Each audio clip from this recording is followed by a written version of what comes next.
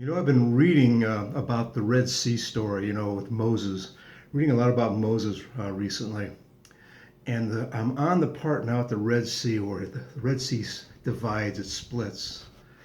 And it's over in Exodus 14:21 that it talks about it when it says, Then Moses held out his arm over the sea, and the Lord drove back the sea with a strong east wind all that night and turned the sea into dry ground.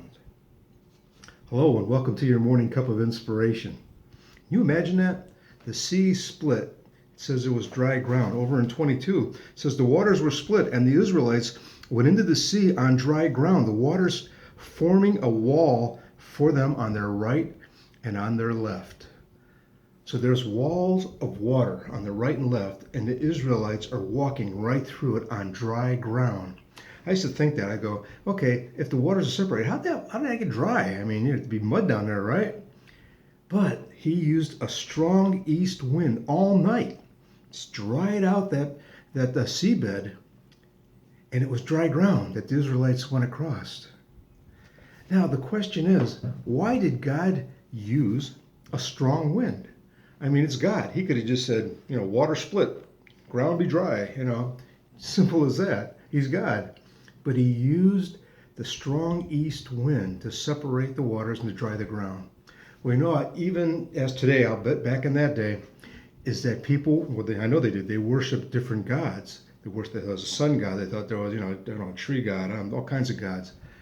And even as today, where people are, they're thanking the universe and they're worshiping trees and flowers and that. No, there's only one true God. See, God created nature. So he used nature to perform this miracle. It's not that nature is God. God controls nature. Simple as that. And he used that in this miracle to prove that over again. It says, in one of the Ten Commandments is that, there's only one God. And you should only worship one God. Have no other gods before me. And he was making a point right then and there, too. There was one God. And he used nature to prove he is one God. If you don't know this one God today, you can. Jesus Christ came to this earth as God in human form. And all you have to do is accept him and say, Father, I want you into my life. I've sinned.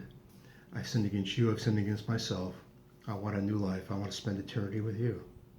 And he will do that for you. All you have to do is ask forgiveness. But we have the one true God. And even back in the day of Moses, we could see miracle after miracle after miracle. And we're going to continue to talk about them. But remember, there's one true God.